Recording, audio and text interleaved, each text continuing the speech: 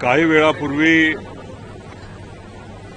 या राज्याचे आदरणीय मुख्यमंत्री व या राज्याचे होम मिनिस्टर देवेंद्र फडणवीस साहेबांना मी भेटलो.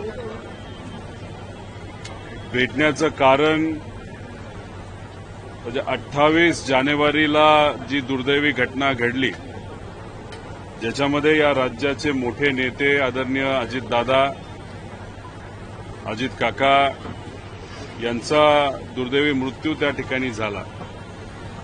त्या विषयामध्ये ज्या शंका माझ्या मनामध्ये, या महाराष्ट्राच्या लोकांच्या मनामध्ये आहे, त्या सर्व शंका मी मुख्यमंत्री साहेबांसमोर बोलून दाखवल्या व त्या बाबतीतलं पत्र, त्याच्याचबरोबर प्रेस कॉन्फरन्सच्या मदतीने जी काय माहिती मी मीडियासमोर मांडली, लोकांसमोर मांडली, जी आमच्या सोर्सेसच्या माध्यमातून गोळा केली, ती सर्व माहिती मुख्यमंत्री साहेबांना एक डॉकेट करून तिथं मी दिलेली आहे.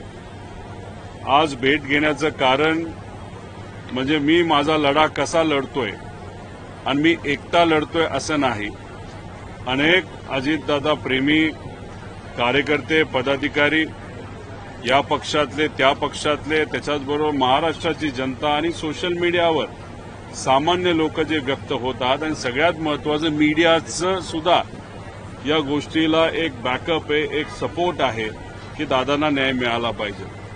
त्यामुळे सगळे रिसर्च पेपर आणि जे काही माहिती माझ्याकडे आलेली आहे, ती पूर्ण माहिती त्यांना तिथं मी दिलेली आणि त्यांना विनंती केलेली आहे की महाराष्ट्र एक मोठं राज्य आणि त्याचे मुख्यमंत्री हे फार मोठे नेते त्या ठिकाणी असतात आणि देशामध्ये सुद्धा त्यांचीच सरकार असल्यामुळे आपण सुद्धा होम मिनिस्टर साहेब असतील, प्रधानमंत्री साहेब असतील आणि जे योग्य असे जे कुणी तिथं असणारे मंत्री, नेते आहेत, त्यांच्याशी थोडासा पाठपुरावा करून याच्यामध्ये पारदर्शकता या एन्क्वायरीमध्ये यावी, यासाठी प्रयत्न करावे आणि त्यासाठी त्यांनी सकारात्मक भूमिका त्या ठिकाणी व्यक्त केली.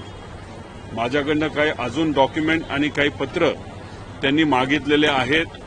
जे डॉक्युमेंट आणि पत्र घेऊन ते नक्कीच उद्या जाऊन या देशाचे जे गृहमंत्री आहेत त्यांच्यापुढे ते मांडतील असं त्यांनी त्या ठिकाणी सांगितलेलं आहे.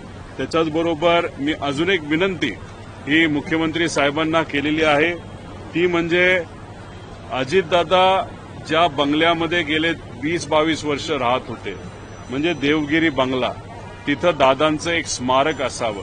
महाराष्ट्रातून जे काही लोक मुंबईमध्ये येतील, विधान भवन बघतील, मंत्रालय बघतील आणि त्याच्याचबरोबर दादाप्रेमी असल्यामुळे दादांचं एक स्मारक हे देवगिरी बंगल्यावर असावं अशी विनंती त्या ठिकाणी मी केली. त्याच्याचबरोबर विधिमंडळाच्या आवारात अजितदादांचं एक स्मारक असावं याबद्दलची घोषणापेक्षा एक इच्छा ही विधानसभेचे जे अध्यक्ष आहेत त्यांनी तिथं केली. ती खूप चांगली विनंती आहे, नाहीतर चांगली इच्छा आहे. त्याला पाठबळ देत आपण सुद्धा त्या स्मारकाला या विधिमंडळामध्ये त्या ठिकाणी तिथं परवानगी द्यावी, नाहीतर त्याला निधी द्यावा, नाहीतर त्याच्यासाठी पाठपुरावा करावा अशी विनंती केली.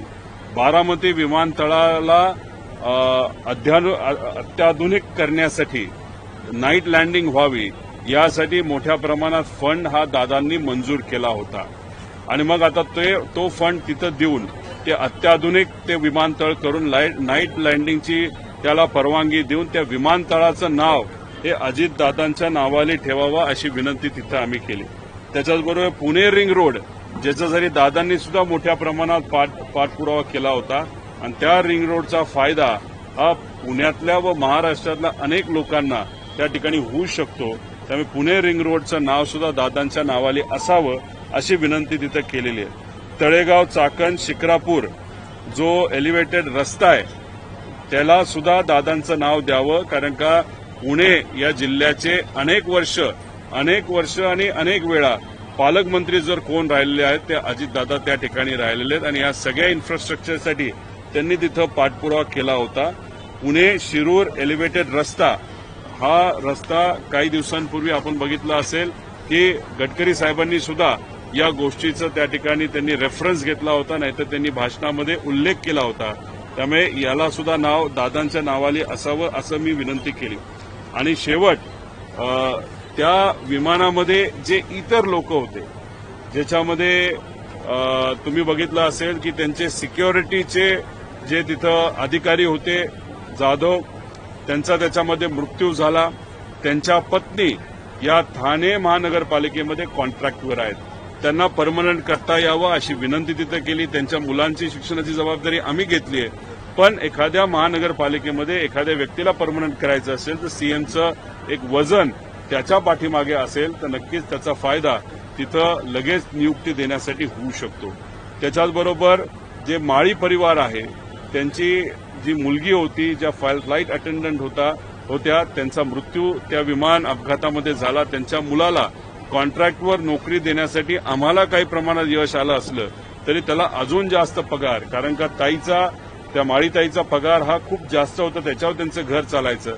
असं जास्त पगाराची आणि परमनंट नोकरी त्यांच्या बंधूंना, माळी परिवाराला त्या ठिकाणी मिळावी अशी विनंती तिथे केली.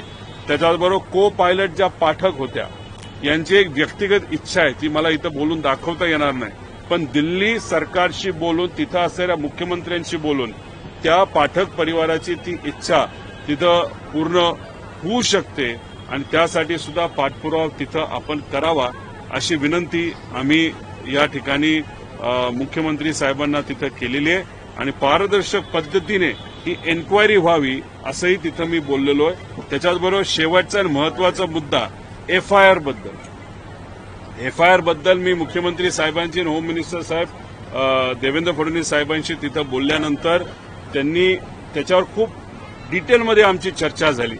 चर्चा झाल्यानंतर त्यांनी मला सांगितलं की जे या विभागाचे प्रमुख अधिकारी आहेत त्यांच्याकडनं काही टेक्निकल गोष्टी मी समजून घेऊन त्याच्या बाबतीत नक्कीच काय आपल्याला करता येईल याच्यासाठी मी प्रयत्न करेल असा शब्द हा मुख्यमंत्री साहेबांनी इथं आम्हाला दिलेला आहे, मला दिलेला आहे. त्यामुळे मी अशी आशा करतो की या बाबतीत पारदर्शक कुठेतरी एन्क्वायरी तिथं व्हावी. त्याच्याचबरोबर डीजीसीए बद्दल मला शंका आहेत. तिथं असणारे काही अधिकारी आणि व्हीएसआर या कंपनी चं लागेबंद असल्यामुळे व्हीएसआरला वाचवण्याचा प्रयत्न हा तिथं कुठंतरी हा डीजीसीएच्या अधिकाऱ्यांकडनं होऊ शकतो. तिथले मंत्री, त्यांचा प्रभाव, त्या मंत्रींचे नेते, त्यांचं व्हीएसआरचं नातं, या सगळ्या गोष्टींबद्दल मी त्यांना तिथं सांगितलेलं आहे. एरो जी कंपनी आहे ज्याच्या माध्यमातून हे विमान व्हीएसआरचं देण्यात आलं त्याच्याबद्दल पण बोललो. असे बरेच डिटेलमध्ये 20 मिनिटं तरी आमची चर्चा तिथं झालेली आहे. अपेक्षा करूया याच्यातून काही ना काहीतरी त्या ठिकाणी मार्ग निघेल. आणि त्यांना असंही मी बोललेलो आहे, आम्ही आमचा लढा हा कुठेही राजकीय न करता सामाजिक दृष्टिकोनातून दादांना न्याय देण्यासाठी असाच आम्ही पुढे त्या ठिकाणी घेत जाऊ. त्यासाठी जिथं लागेल तिथं तुमचं सहकार्य असेल आणि जर आक्रमक पद्धतीने राज्य सरकारने या बाबतीत जर पाठपुरावा केला आणि आमच्या लढ्याला जर तिथं आमचा लढा लागलाच नाही आणि सरकारनेच हा लढा लढला तर माझ्यापेक्षा दुसरं कुणी नसेल जो आनंदी असेल. त्यामुळे त्यासाठी प्रयत्न करावे असंही त्या ठिकाणी मी बोललेलो आहे.